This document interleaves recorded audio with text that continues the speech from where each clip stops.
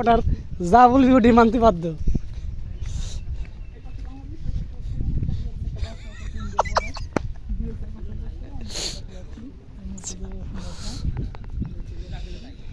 আচ্ছা, এটা হচ্ছে আমবাগান। হ্যাঁ, বিশাল আমবাগান, আমাদের সৈনিকরা আছে এখান দিয়ে।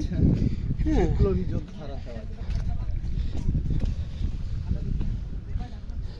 সব হচ্ছে এখানে ঝিনুক থেকে কি মুক্তা তোলা হয়েছে নাকি? এদিকে মুক্তা পাওয়া যায়। ও মুক্তা এখানে, ও আচ্ছা, এখানে আজকে available। আমরা আপনাদেরকে দেখাবো এখান থেকে কিভাবে বেঁচে ফিরতে হয়। জনমানবহীন একটা জায়গা যেখানে মানুষের কোনো চিহ্ন নাই, এখান থেকে সাফার করে কিভাবে খুব মজা তো এখানে। সামনে একটা কি বিশাল বড় সমুদ্র পাড়ি দিয়ে আমাদেরকে বেরোতে হবে এখান থেকে। আজকে কিভাবে বেরোবো আজকে আমরা এখান থেকে, দেখা যাক। বিয়ার গ্রিলস নাকি? আমি সাজ্জাদ গেলস আপনাদেরকে দেখাবো কিভাবে প্রতিকূল পরিবেশ থেকে বেঁচে ফিরতে হয়। ওইখানে বড় ধরছে না দেখতো? প্রত্যন্ত অঞ্চলে একটা বনে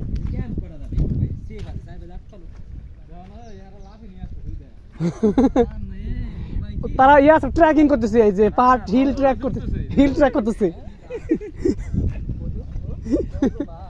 সর্বনাশ।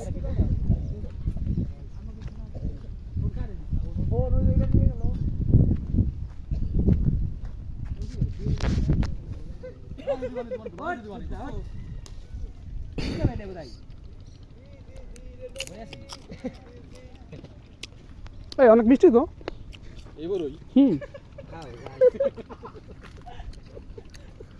অ্যাকচুয়ালি মিষ্টি। আমি একলা খাবো কে, তোরাও খা।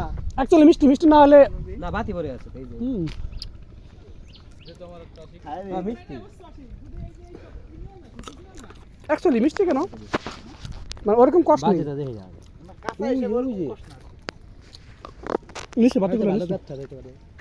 নিচে এই যে নিচে। পাকলে কি হয়ে যায়? দিন না যায়, কত রাত হচ্ছে। এই আসলে তো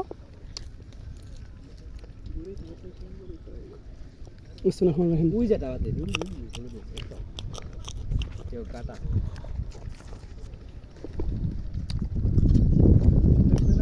আমি আমার সাইন্ডেলটা টাঙ্গা মারি খাই। এনে ভাই দিও যদি বাড়ি থাকো নিয়ে আসতাম।